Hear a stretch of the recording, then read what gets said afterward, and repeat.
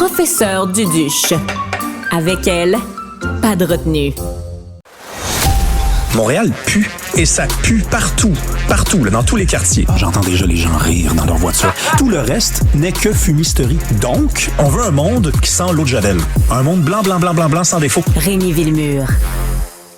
Est-ce que vous vous souvenez du film Tanguy? C'était l'histoire d'un gars qui, il partait pas de chez lui. Je pense même qu'il y a eu un Tanguy 1 puis Tanguy 2. Même eux, ils n'étaient pas capables de partir de leur idée de film.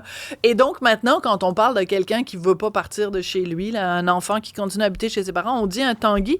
Il y a un reportage intéressant dans le magazine Maclean's là-dessus, justement, sur les Tanguys, Rémi Villemure.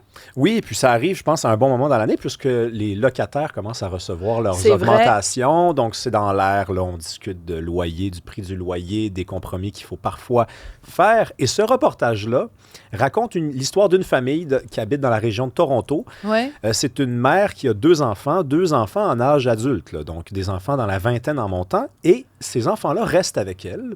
Et on nous raconte toute leur histoire. Donc, comment ça commence, en fait, c'est qu'au départ, ça commence durant la COVID.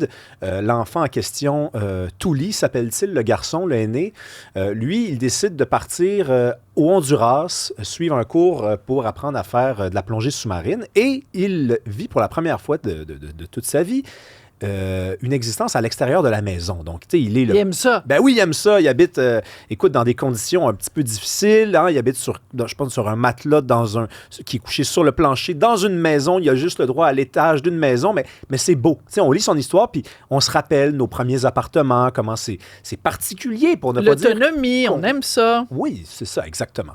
Puis ça a un prix, ça. Et là, le garçon revient.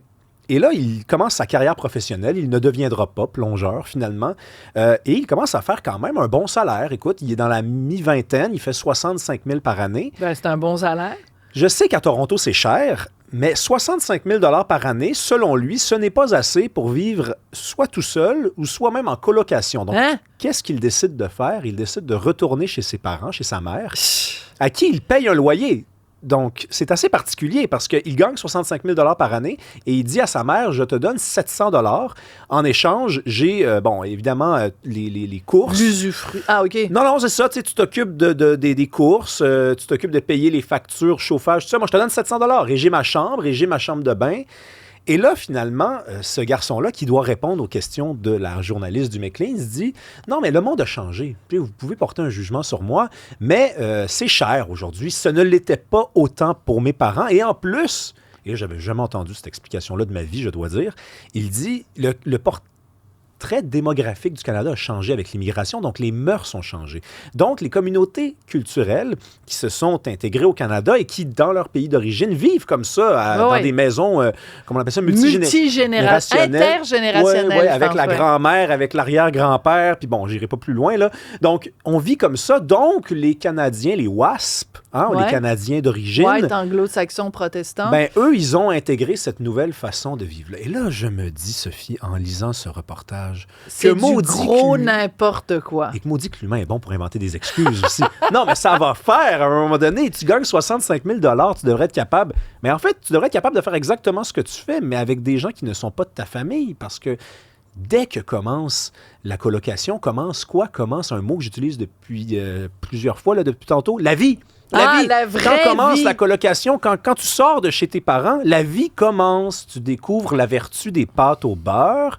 Tu découvres que dans un 1,5 pas chauffé... Le crabe dinner en spécial à 1,29 $ au Pharmaprix ou je sais pas quoi. Je confirme, Oui, parce qu'il m'arrive de devoir me fier à ça. C'est bon, des fois, des crabes dinner. De temps en temps. Bon, mais alors, c'est intéressant parce que je comprends que ce reportage-là, donc, parle d'une famille à Toronto où il y a des Tanguys, mais on pourrait faire aussi un reportage ici Bien au Québec sûr. où il y a évidemment de plus en plus de gens parce que soit ils partent en colocation puis à ce moment-là, c'est prohibitif, ça coûte très cher, ou alors il y a aussi toute la question de l'accession à la propriété. C'est-à-dire que dans mon jeune temps, on pouvait se dire, bon, je vais manger des sandwichs au ballonné pendant 5 ans, mettre de l'argent de côté, puis dans 5 ans, je vais avoir assez d'argent pour mettre un acompte sur une première maison ou un premier condo ou un premier chez moi, même si c'est juste un 1,5. Aujourd'hui, c'est plus vrai. Donc, c'est pour ça qu'il y a aussi tant de gens de la génération Z qui restent chez leurs parents parce que l'accès à les propriétés, ils ne peuvent pas en rêver. Ils peuvent juste attendre que leurs parents meurent pour hériter de la maison, puis c'est tout. Ouais, mais j'ai un malaise avec ça. Pourquoi?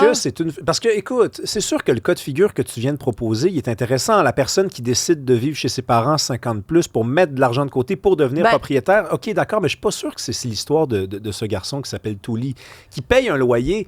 Il paye le même montant qu'il payerait avec des gens qui ne seraient pas de sa famille, mais il ne veut pas sortir de chez lui. Elle est là, l'histoire. Et dans le reportage, il dit, moi, vous savez, pensez pas que je suis un Tanguy. Il dit pas Tanguy, évidemment, les Canadiens anglais connaissent pas cette référence, mais il dit, moi, j'étais bien quand j'étais au Honduras. Mais t'étais pas si bien que ça, d'après moi, parce que quand t'es revenu, t'es pas allé en colocation avec tes amis à 700 $ dans un appartement. T'habites dans un appartement. Non, mais c'est ça. OK. Alors, ce que tu es en train de nous dire, c'est encore une fois ton œil de sociologue, et c'est pour ça qu'on t'aime et qu'on t'apprécie, Rémi, c'est que derrière ces supposées raisons de dire c'est pour économiser de l'argent, puis culturellement, le multiculturalisme a fait en sorte que la vraie raison, c'est on aime donc ça, être dans l'environnement de petites bulles, de papier bulle de nos parents. Comme ça, on n'affronte pas la vraie vie. Ben oui. L'être humain est bon pour s'inventer des excuses. Écoute, il faut des chiffres, OK?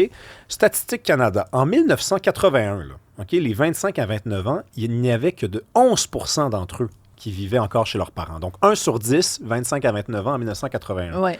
40 ans plus tard, ça a triplé. On est rendu à 33 %. OK?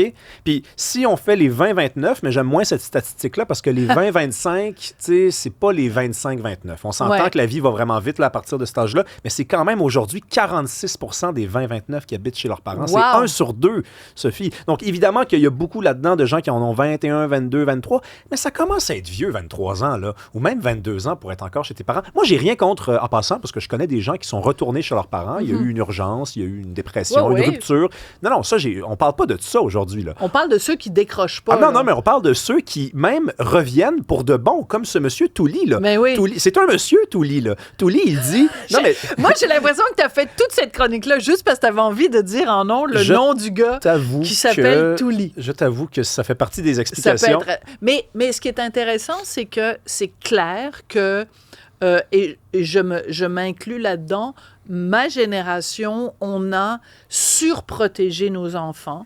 Et alors, quand tu surprotèges tes enfants, ça fait quoi? Ça fait des enfants surprotégés qui ne sont pas à même, justement, de faire face aux aléas de la vie, qui ne sont pas capables. La première fois qu'ils se font dire non, ils capotent. La première fois qu'ils vivent un obstacle, ils capotent. La première fois qu'ils sont confrontés à un milieu du travail qui peut être hostile, qui peut être toxique. Donc, tout ça, ils sont pas, autrement dit, on les a pas équipés pour la vraie vie. Mm-hmm. Alors, c'est sûr qu'ils ont... En fait, ils sont pas capables de couper le cordon ombilical parce que dans le ventre de maman... ou dans le ventre du foyer familial, on est donc bien. Mais on se prépare, Rémi, des lendemains assez compliqués. Là. C'est terrible parce que petit scoop, Sophie, ces jeunes-là vont avoir des enfants. Eux autres aussi. Ah, quelle horreur. Ah non, mais c'est ça. Mais écoute, c'est ça. Ils peuvent pas forniquer. Il y a papa, maman qui est juste à côté. Tu serais surprise. Non, mais écoute, c'est qu'ils vont avoir des enfants et ça va se transmettre, cette mauvaise habitude-là, cette peur de tout. Y compris des choses qui font peur, effectivement, mais qui sont bonnes à long terme. Quand on regarde sa vie 10 ans en arrière, on se dit, c'est drôle, moi, j'habitais avec 5 personnes dans une maison. J'habitais dans le sous-sol. Il fallait que je monte à chaque fois pour me verser un verre d'eau. J'avais l'impression d'être pauvre. Je l'étais, mais ça m'a formé comme être humain. Touli, il vivra pas ça. Ouais. Puis honnêtement, c'est terrible parce que lui, il vivra pas ça. Un jour, il va tomber en amour, il va faire des enfants. Quelle mauvaise idée, parce que ces enfants, qu'est-ce qu'il va leur transmettre comme façon de vivre? Espérons un miracle, honnêtement, à ce rythme-là. Espérons qu'ils transmettent exactement le contraire, mais c'est peu prévisible. On s'entend. Toi, t'es parti en appartement à quel âge? À 17 ans. C'est jeune. C'est très jeune. C'est pas un exemple. Mais je veux dire, c'est sûr que quand je vois des gens de 23, 24 ans encore chez leurs parents, le fait que je sois parti à 17, ça fait en sorte que j'ai un sentiment un petit peu, je veux dire, je comprends pas cette vie-là, pour vrai. Mais 20 ans, là, je trouve que... Moi, je suis partie à 21. Ben voilà. Puis, je me rappelle mon premier appartement. La première nuit, quand t'es dans ton premier appartement, moi, j'ai jamais eu de coloc, mais ma première nuit dans mon premier appartement, je me disais, c'est mon lit, c'est mon loyer, c'est mon pot de confiture. Quel sentiment extraordinaire. Alors, je ne sais pas si mon fils écoute en ce moment l'émission. Il va avoir 17 ans dans 3 semaines. Tu peux lui parler si tu veux. Non, c'est pas nécessaire. Je sens que le nid vide, ça va être très dur pour moi. Merci beaucoup, Merci à toi. Rémi Villemur. Toujours un plaisir. Merci à Hugo Veilleux. Merci à Joanie Henry. Merci beaucoup à vous d'avoir été là. On se retrouve demain.